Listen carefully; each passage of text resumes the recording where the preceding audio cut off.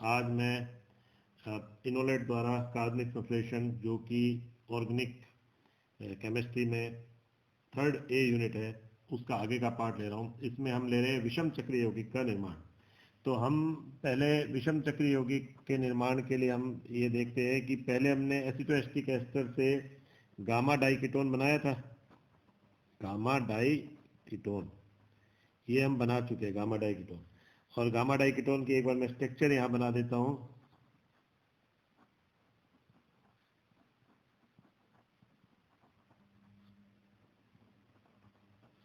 अब इसमें हमने क्या करा, हमने टॉटोमेरिज्म करा, यानी ये चला व्यवता हमने दिखाई।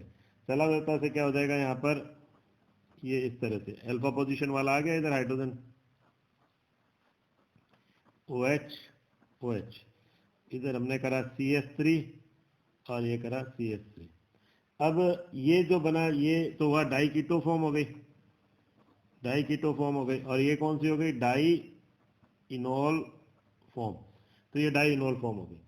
अब इसको अगर हम डिहाइड्रेशन करवाते हैं P2O5 की प्रेजेंस में, यानी वाटर निकाल कर, तो ये डिहाइड्रेशन हो गया यहाँ पर। तो CH CH C ये C CH3 ये CH3 और ये बन गया आपका ऑक्सोल डेरिवेटिव, यानी ऑक्सोल या फ्यूरेन व्युत्पन्न, फ्यूरेन व्युत्पन्न। अब अगर मान लो मैं या तो इसी की करवा दूं P2S5 के साथ, या मैं इसकी करवा दूं P2H5 के साथ, तो हमें क्या बन जाए, हमें क्या मिल जाएगा, ये अब की बार ये थायोफीन व्युत्पन्न हो गया, यानी थायोल व्युत्पन्न आ गया, थायोल व्युत्पन्न। और अगर मान लो हमने इसकी करवा दी किसके साथ, NH3 के साथ, यानी कि हम इसी को यहाँ पर वापस से लिख देते हैं एक बार डाई इनोल फॉर्म को, और इसकी हम करवा रहे हैं इस प्रकार से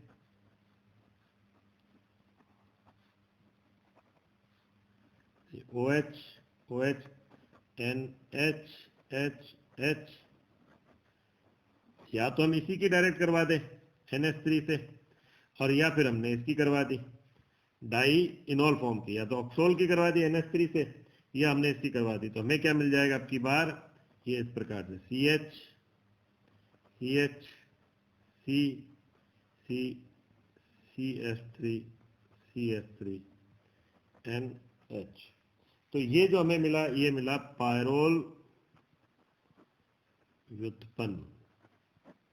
इस तरह से हमने बनाया क्या, एक विषम चक्रीय यौगिक का निर्माण करा हमने। किस तरह से, थायोल व्युत्पन्न का, यानी 5 मेंबर रिंग का निर्माण करा थायोल व्युत्पन्न का, इधर हमने करा ऑक्सोल व्युत्पन्न का, और ये हमने करा पिरोल व्युत्पन्न का।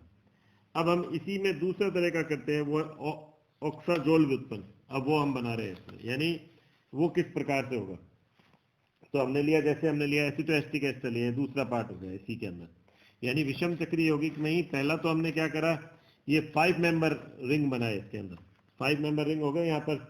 तो ये 5 मेंबर वाले का हुआ। अब हम ले रहे हैं, जैसे हमने लिया ये वाला CH3 CO CH2 COO C2 H5, और इसकी हमने करवाई NH2OH के साथ, यानी किसके साथ, हाइड्रोक्सिल एमीन के साथ, या हाइड्रोक्सिल एमीन के साथ इसका कंडेंसेशन करवाया, यानी संघनन हुआ।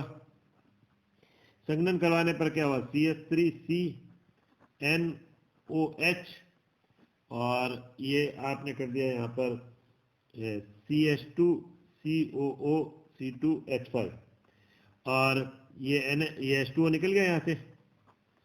और अब इसके बाद हमने इसका करवाया किसके साथ रिएक्शन, इस वाले पार्ट के साथ, यानी इस वाले पार्ट के साथ। तो ये इधर से निकल गया, यानी दोनों मिलकर निकले, तो इधर आ गया CH3 CNO, इधर CH2 और CO, और ये हो गया यहाँ से, ये निकल गया C2H5OH।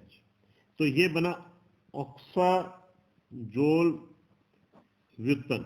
यानी यहाँ पिछले में तो हमने लिया था, ये भी 5 मेंबर है, पिछले में एक हेट्रो एटम था, जबकि यहाँ पर क्या हो गए, 2 हेट्रो एटम इसके अंदर प्रेजेंट हुए। तो ऑक्साजोल, ऑक्सा और ये एजा, तो ऑक्सा और एजा से इसका बन गया ऑक्साजोल व्युत्पन्न। अब इसी तरह का वो ये तो दूसरा। अब इसी तरह से अगर एंटीपायरिन का भी निर्माण किया जा सकता है, काफी इंपॉर्टेंट है एंटीपायरिन, तो उसको भी हम देखते हैं एंटीपायरिन किस प्रकार से इससे बना सकते हैं। तो एंटीपायरिन भी हम इससे ले रहे हैं। तो अब ले रहे हैं इसके अंदर हम एंटी, ये तीसरा नंबर हो गया, एंटीपायरिन निर्माण। अब एंटीपायरिन निर्माण में क्या हो जाएगा, वही हमने लिया CH3CO CH2 COO C2H5, यानी वही एसिटोएस्टिक एस्टर ही लिया।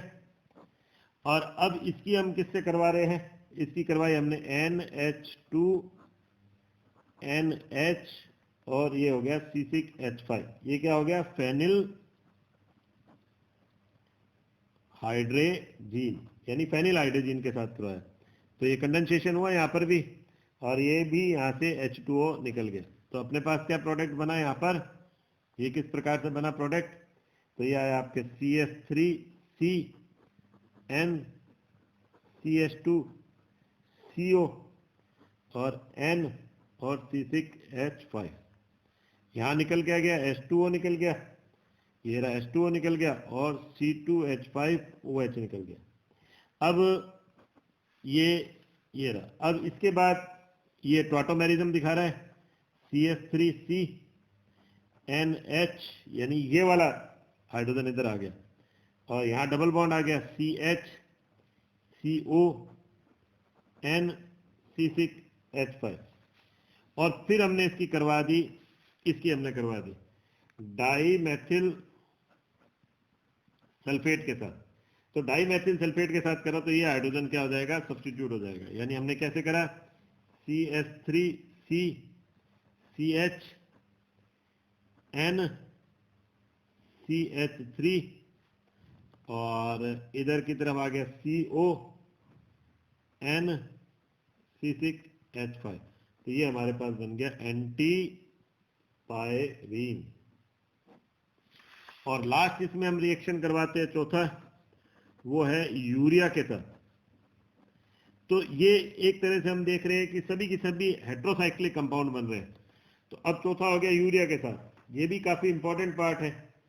तो यूरिया के साथ किस प्रकार से एसिटोएस्टिक एस्टर की होती है, तो ये हम देख रहे हैं इसके अंदर CH3CO CH2COO C2H5, यानी वही एसिटोएस्टिक एस्टर ही लिया हमने और इसकी हमने करवा दी किसके साथ, यूरिया के साथ। तो लेकिन उससे पहले हमने इसको कौन सी फॉर्म में लिख दिया, टॉटोमेरिक फॉर्म में लिख दिया। तो ये हमने कर दिया CH3COH, यहाँ CHCOO C2H5, और यूरिया के साथ कराते हुए तो NHHCO NHH, ये रहा।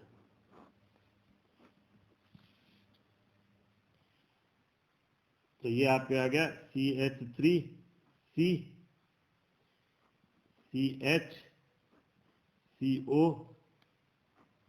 NH NHCO,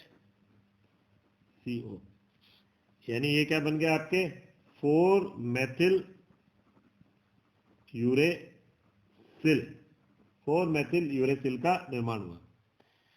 तो ये हमने करवाया एसिटोएस्टिक एस्टर से, हमने क्या करवाया, यहाँ पर हमने निकाल दिया H2O, संघनन ही हुआ वही कंडेंसेशन C2H5OH इधर निकल गया। तो ये बना हमारे पास 4 मेथिल यूरेसिल, ये भी हो गया। अब इसके बाद हम मेलोनिक एस्टर से भी करवा सकते हैं यूरिया की, वो भी हम साथ ही लेते हैं। तो मेलोनिक एस्टर की किसके साथ, प्लस यूरिया के साथ। तो इसमें जो बनता है वो बनता है बारबीट्यूरिक एसिड, बारबीट्यूरिक अम्ल। तो वो किस प्रकार से, सिंपल ही है reaction, CH2COO C2H5 COO C2H5, और ये करा हमने NHHCO NHH, ये यहाँ से निकल गया और ये इधर से निकल गया। तो वही कंडेंसेशन C2H5OH 2 मोल निकल गए, तो हमारे पास बना CH2CO NH NH, और इसके बाद आ गया हमारे पास ये इस तरह से CO। तो ये हो गया हमारे पास बारबीट्यूरिक अम्ल, इसी को हम बोलेंगे मेलोनिल यूरिया। तो आज एक बार हम कितने ही रिएक्शन लेंगे, अगला नेक्स्ट वीडियो में। Thank you.